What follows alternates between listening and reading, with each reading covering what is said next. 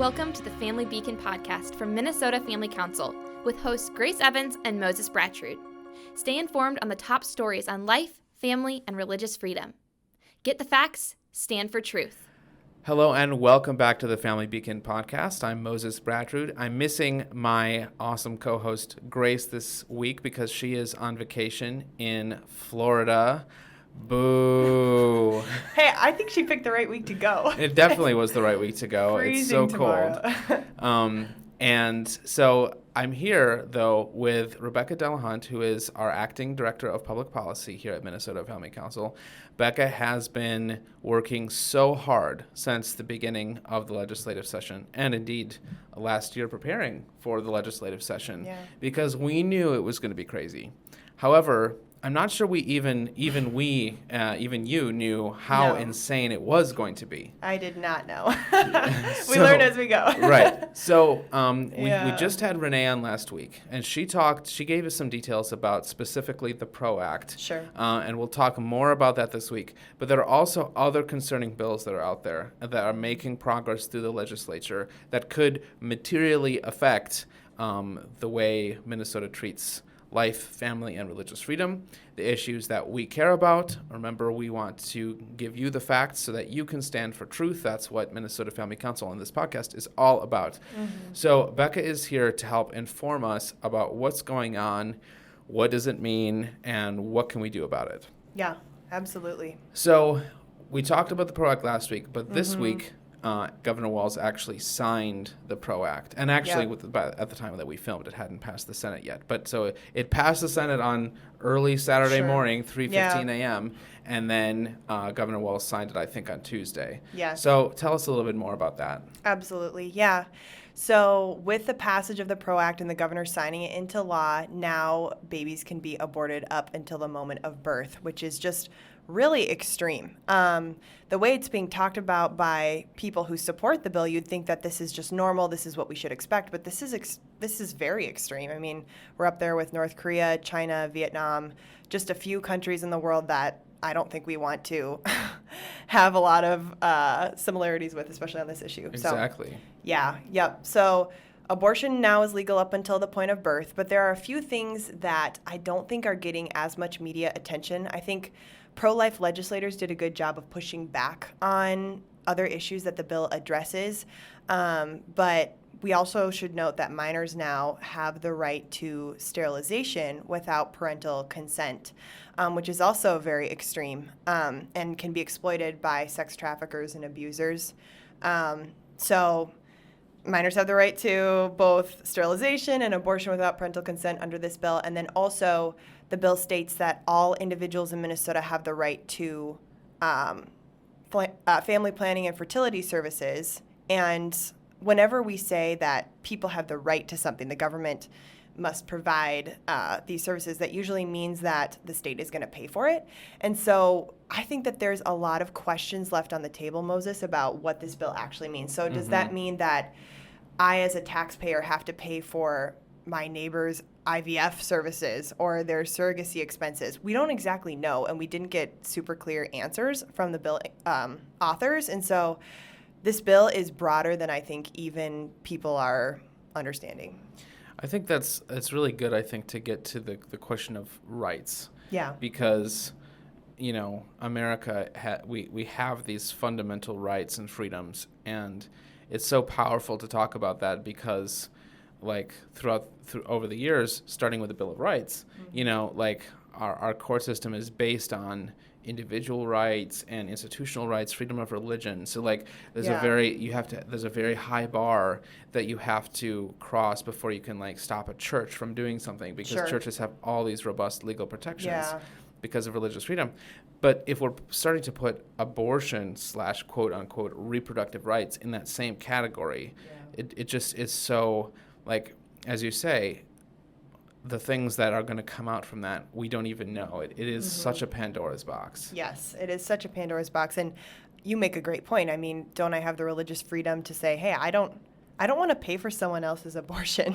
Right. I would like to exercise my, freedom of speech and freedom of religious practice to not pay for someone else's abortion. And, I don't want to get too into the weeds on legal cases because Renee's not here, but Yeah. the Hobby Lobby case at the Supreme Court was all about that.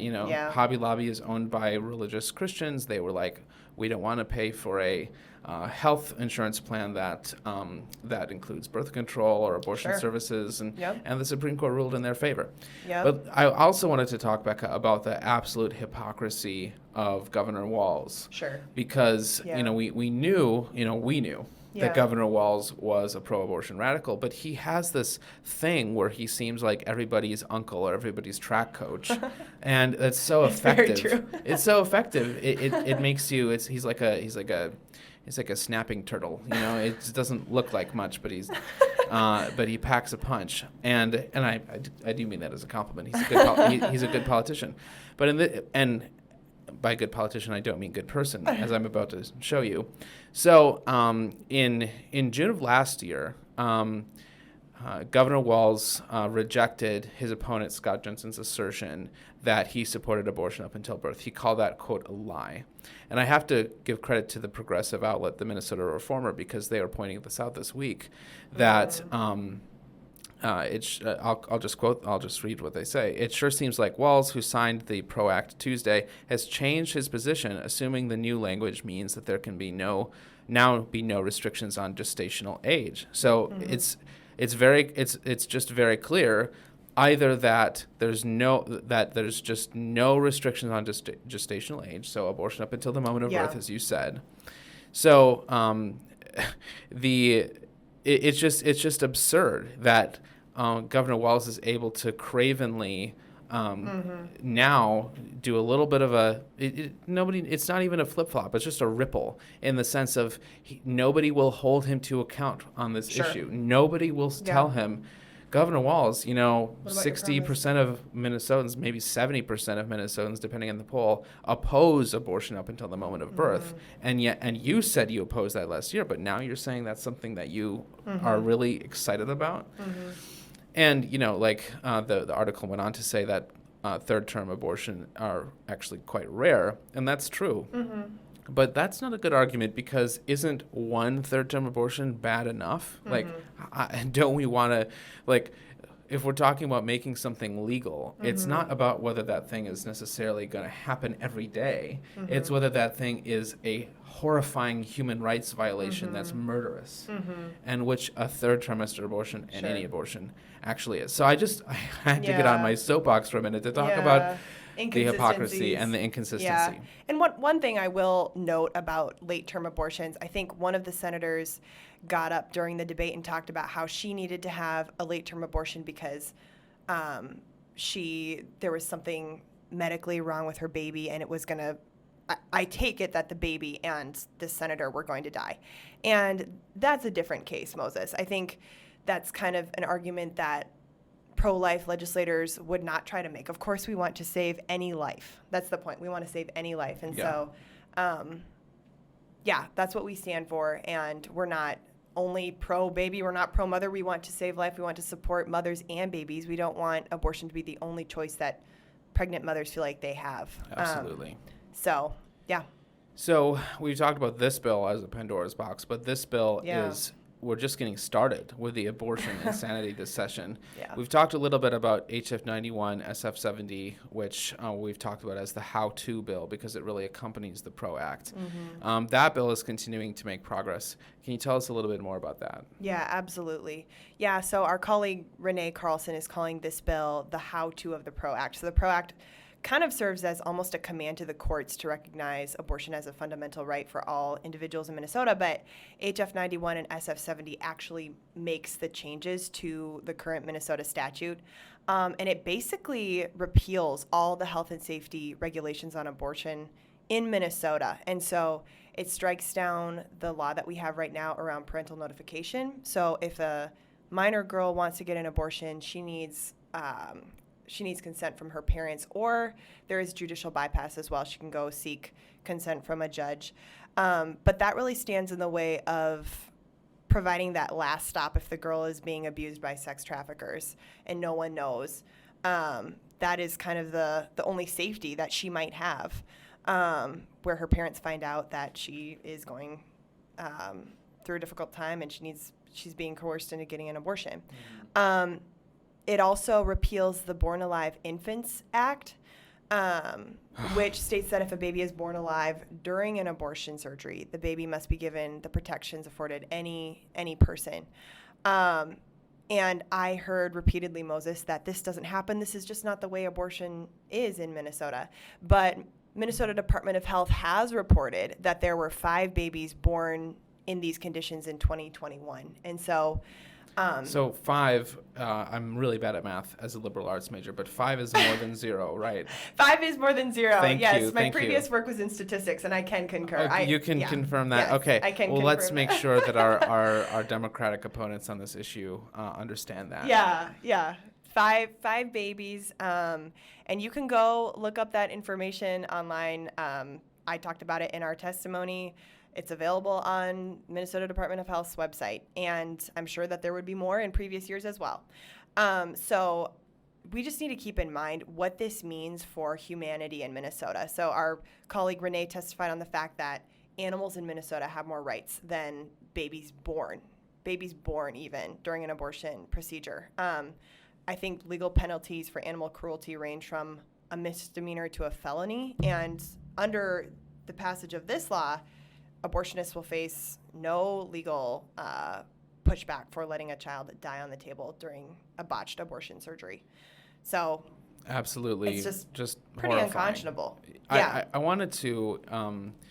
We had an email that we sent out this past week about when Governor Walz was about to sign this bill.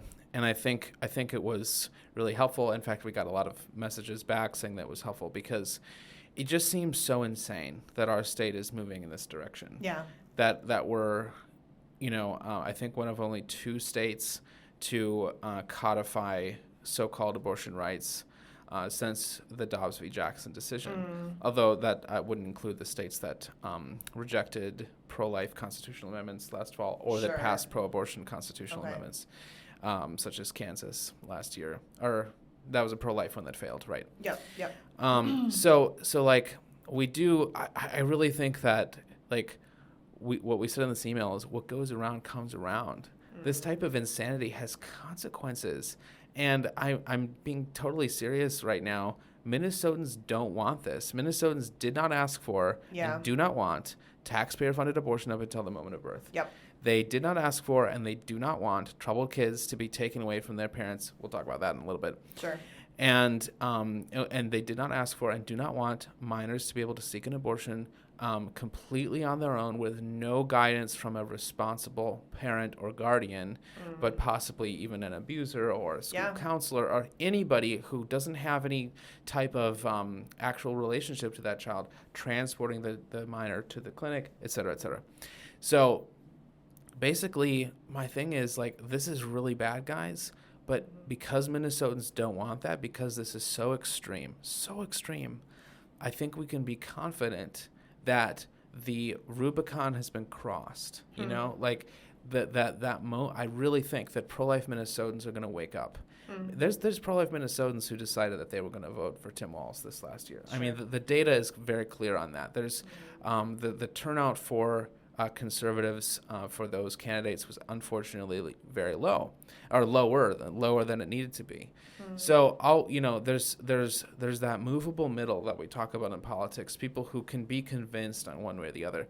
They do not want this. They don't want abortion up until the moment of birth. Yeah. Minnesota is not New York or California. You can't just. Okay, I'm so sorry. I'm going crazy today because You're right. And even anecdotally, I heard from pro-life senators that they're hearing talk throughout, their colleagues, even their Democratic colleagues, that they would get emails from women like, hey, I am pro-abortion. I don't want this. Right. I am, pro-choice. I don't want this kind of access to abortion. I think that is wrong. Right.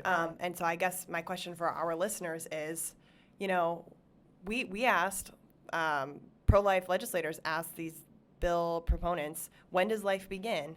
And they said that it's basically everybody has their own views on this. We don't want to speak into that. That doesn't seem relevant to this bill. I heard that on SF1 on the floor on Friday. Unbelievable. And I think, if we're going to talk about ending life, we have to know when it begins. Otherwise, it's a serious human rights violation. And I think you put that on Twitter or Instagram, and we retweeted that, and people were very much agreeing with you. Thank you. That was I think an excellent way of summarizing it. Why are we letting people who don't think the beginning of life matters, or who don't, it's not relevant to the bill, they don't think it's relevant, why are we letting them make our laws about these things that affect the beginning of life, that affect these very young humans? Yep. Okay, Becca, I want to pivot a little bit, because in addition to abortion, just this week there was a bill, HF 146, that really is trying to move the needle on the transgender issue, specifically when you have minor children, my understanding, minor children who start identifying as transgender. Sure. Tell us more about that bill. Absolutely. Yeah. So it's really interesting how this conversation about kids who identify as transgender has really overtaken the country. So you have some states who have banned children from taking puberty blockers, cross-sex hormones, or having any sex change surgery in their states. Amen. Yeah, and other states are trying to make their state a haven or a welcoming place for children who have been denied access to this kind of drugs or surgery in their home state. And so we saw this bill be introduced pretty much toward the beginning of session, and it kind of flew under the radar a little bit, and then it had its first hearing this past week in a judiciary committee in the House. And so under this bill, children would have access to puberty blockers, cross-sex hormones. So under HF 146, the key thing that we focused on in our testimony is the fact that a court of the state will have temporary emergency custody of children who have been denied access to puberty blockers and cross-sex hormones. So if a parent or a guardian is concerned about their child taking these drugs, the state considers it so much of a concern, so much of a violation of the child's rights, that a court will have custody of a child and take them away from their parents. That's kind of the basics. Let me stop you for a second, because it's not the first time I'm hearing that, but it is absolutely insane to think about. Yeah. Because we're talking about, it seems like, we've both read Abigail Schreier's book, Irreversible Damage. Yes, please read that book. That book makes it clear that at least for a large subset of youth who identify as transgender, this is something that happens with the onset of puberty or slightly before. It's more common for girls, and it has many elements of a social contagion. Exactly. So where, gender dysphoria, just the sense that you're really uncomfortable in your own body, is certainly a real thing. So the question is, what do we do with that? And then, if we even get beyond this, which this bill does, if you disagree with the medical establishment about how to deal with this, and the medical establishment right now is saying, if you do not provide so-called gender-affirming care, you are an abuser. You are absolutely abusing your minor child, and they need to be taken away and become a ward of the state temporarily, so that they can get their cross-sex hormones and their puberty blockers. I guess it's the other way around. I will say, and I want to insert this here before I forget, let's just take a moment to watch Becca's testimony at the hearing. So we're going to insert that now. Next, I have Rebecca Delahunt and then Cass Casares on deck. Welcome to the committee. Please introduce yourself and proceed with your testimony. Thank you. Thank you, Madam Chair and members. My name is Rebecca Delahunt, and I work as the Acting Director of Public Policy with Minnesota Family Council. HF 146 takes away custody from parents or guardians who deny their children access to gender-affirming health care, puberty blockers, and cross-sex hormones. Let's take a brief look into these drugs. The Office of the U.S. Surgeon General reports, sex hormones are extremely important in regulating the growth of the skeleton and maintaining the mass and strength of bone. A longitudinal study of a pubertal person undergoing hormonal treatment found that after 28 months of treatment, speed processing and memory of the patient were lower than before hormonal treatment. Loss of sexual function, bone density, and interference with brain development are just a few of the risks that puberty blockers pose for children who are told that this is a simple pause on puberty. Not only that, but in a clinical study of 70 children who were taking puberty blockers, all 70 of them later took cross-sex hormones. NHS of the UK claims cross-sex hormones cause some irreversible changes, and long-term cross-sex hormone treatment may cause temporary or even permanent infertility. Knowing that puberty blockers can lead to these side effects, let's look again at HF 146 at line 2.28. A court of the state has temporary emergency jurisdiction if the child is present in the state and the child has been unable to obtain gender-affirming health care. Under HF 146, parents lose custody rights if they make decisions based off concern for bone density and sexual function of their daughter. Members, based on today's short analysis of scientific research, I'm asking you to vote no on HF 146. So Becca, I watched that. I thought it was incredible, and and Renee testified as well. And I think I'm just so grateful for you and for Renee, because I understand that you guys were the only people who testified against the bill. That's true. Yep, we were the only people who testified against the bill. And, part of that, Moses, is we find out about these hearings so last minute. And I think Democrats are in power and they try to keep things a secret until right before. And then we have just a couple of days to find testimony. And so, we're hoping, we're praying, we're looking for more testifiers in the future. And God willing, we will have more. But yeah, we were the only people there. And it's hard to get up and talk about the harms that this causes. There are concerns about osteoporosis for kids. There are concerns that this has links to neurological damage. There are certainly concerns about sterilization, temporary or permanent sterilization of children with these kinds of drugs. And, there was a doctor from Children's who got up and talked about how this is fine. And I think just reading back scientific studies shows that there isn't complete alignment in the scientific literature on this, and it's enough to cause concern and say, hey, if parents are concerned about these other health outcomes by taking these drugs, taking that much testosterone, for reading some personal accounts of girls, we don't know what kind of impact that's going to have. Nobody's ever really done that before with a 13, 14-year-old girl. And so... Except for maybe the East German Olympic team. Yeah, I don't know about that, but I will say... we don't know what these outcomes are. And so I think for the state to say that parents are so extreme that we have to take custody of the children is just completely illogical. And we all know that. And so everyone we just knows need a voice that. to share that. And that's just one of many things about this issue that is one of those emperor has no clothes situations. Yeah. I watched some of the other testifiers at this hearing, and there were at least two or three, I think at least three that I saw, who were adult men who were identifying as women. Mm-hmm. And I find that to be so tragic because, and I'm coming from a place of compassion here, okay? I'm not saying that these people are crazy or anything like that. Mm-hmm. Obviously, one of them said that going through male puberty was deeply traumatic for him. Granted, I'm sorry that I was there. We've all been through that. I understand that that's a hard thing for boys and for girls. Mm-hmm. So what is the solution? Is the solution that you're to just be in a place where you try to identify as something that you could never really be? Mm-hmm. Not only can you not be a woman, you cannot be a woman if you were born a man, or vice versa, but also it's really hard, and it becomes, I hate to see people become an object of ridicule. Sure. Because they attempt to put on an act, and it's just not very convincing. And I'm not wanting to be part of that. I don't want to be part of that in terms of the ridiculing.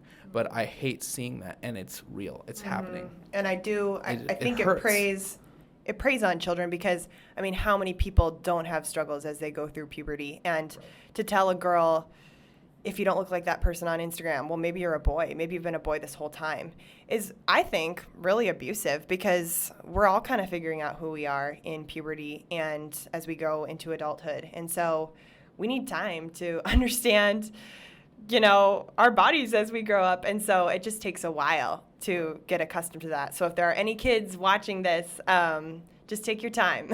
Your body's going through changes. You'll come through. Don't worry. Absolutely. Yep. So this bill, it's definitely flying under the radar in the sense that there's been this hearing. Yeah. Our organization was the only one that opposing it at that hearing. Yeah. And I'm so glad that you and Renee got wind of this hearing, that you were able to put that together at short notice.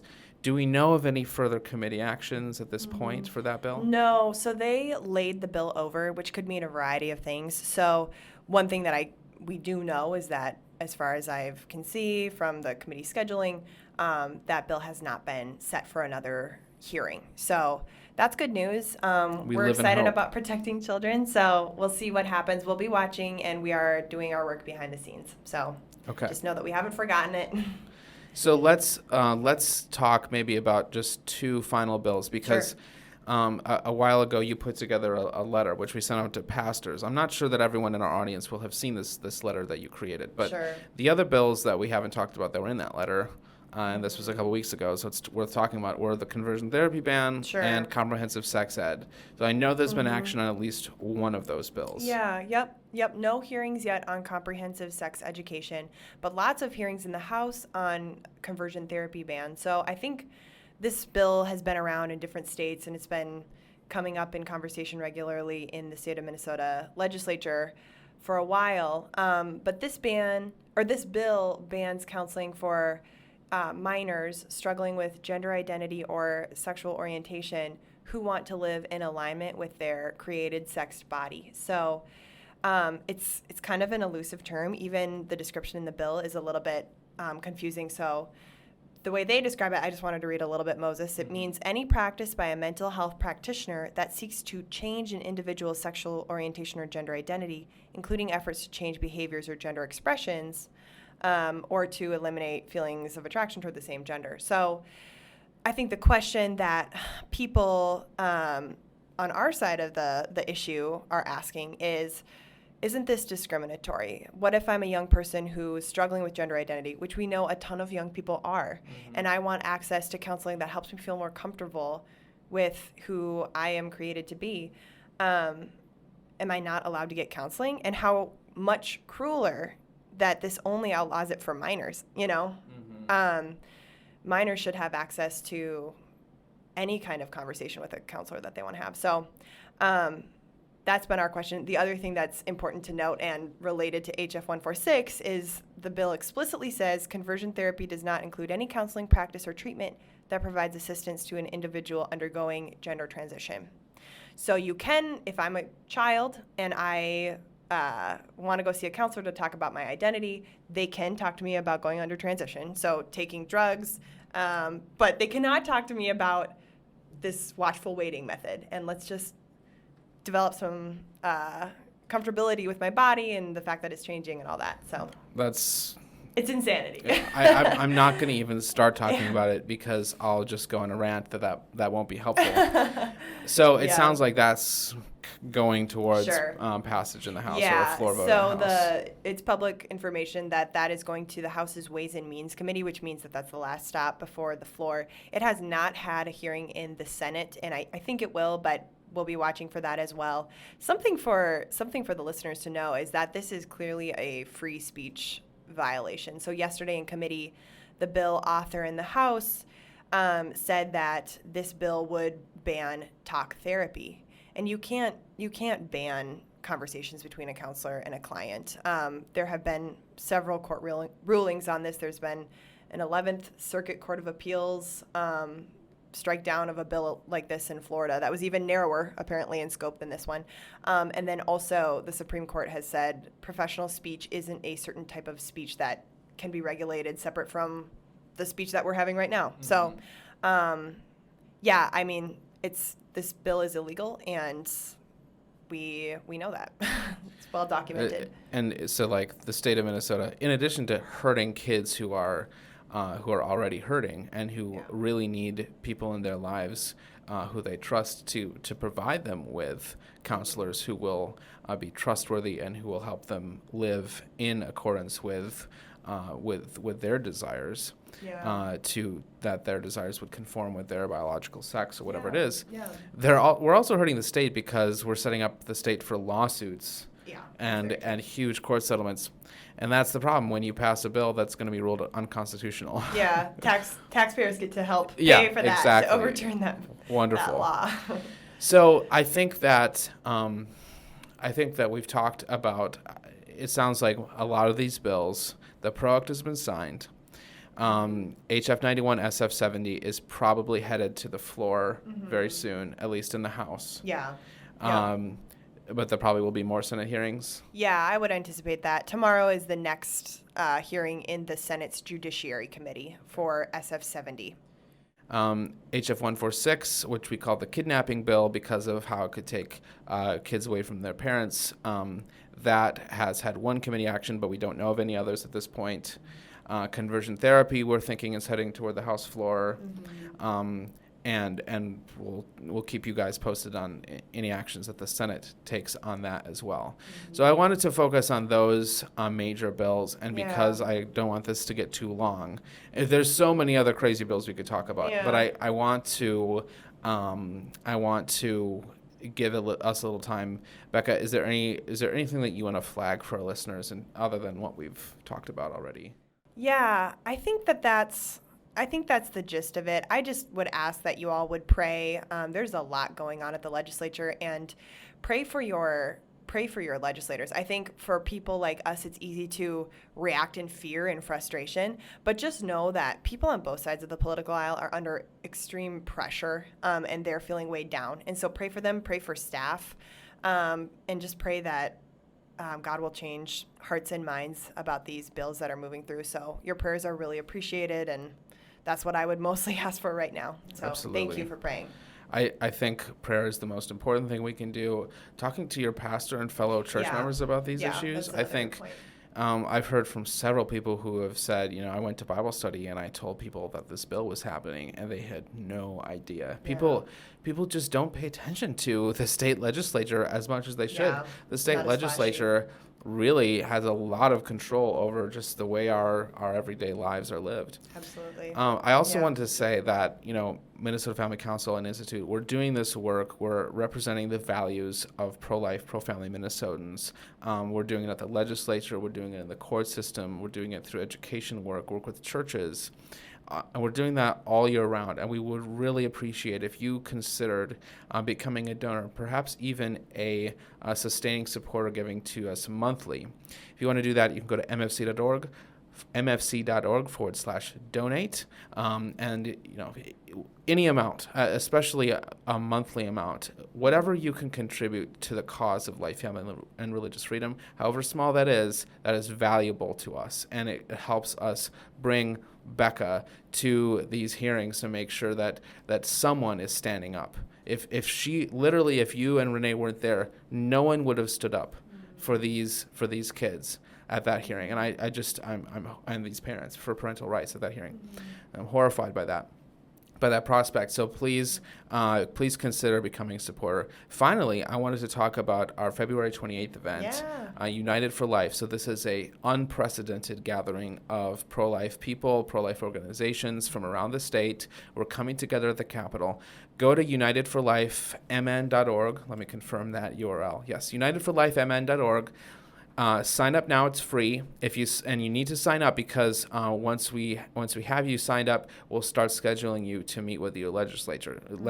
So if you're coming in from Anoka County or from flippin' Lake of the Woods County, you want to meet with your legislator while you're down here, and we would love to set that up for you. We're working with pretty much all of the pro-life groups in the entire state to make this happen.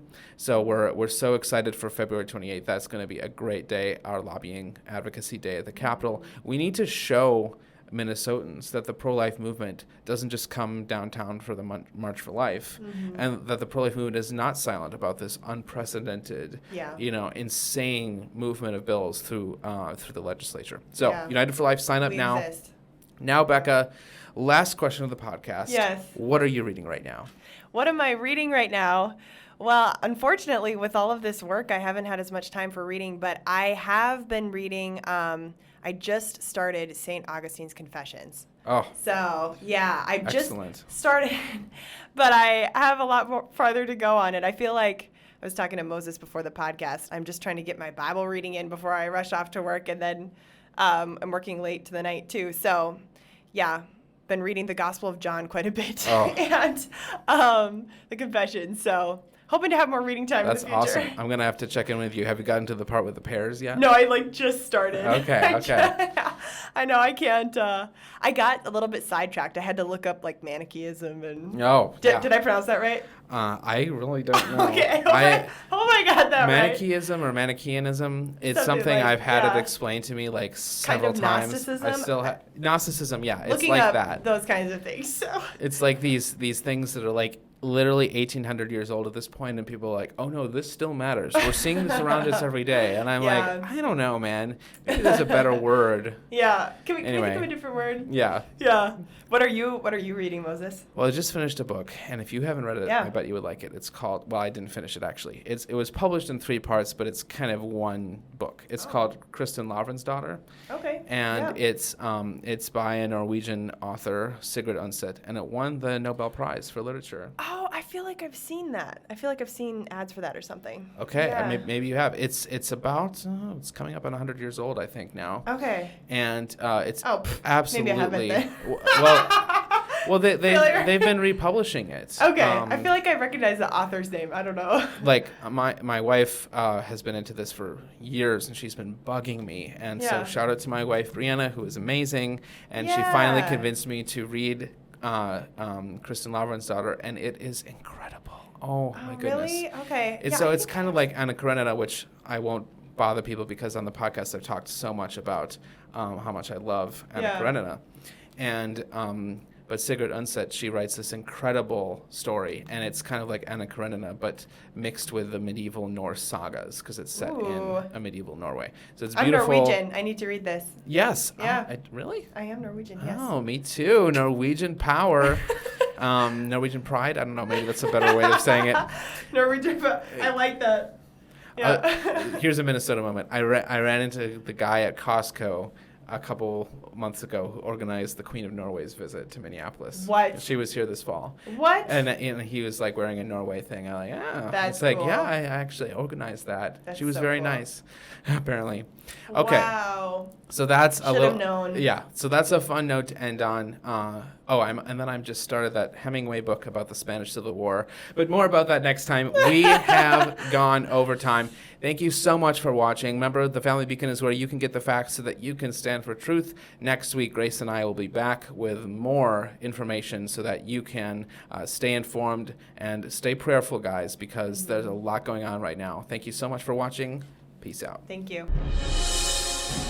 Thanks for listening to or watching this episode of the Family Beacon podcast from Minnesota Family Council. Subscribe wherever you listen to podcasts so you're up to date on life, family, and religious freedom. You can follow us on Instagram at MN Family Council and subscribe to us on YouTube to watch our content. Get the facts, stand for truth.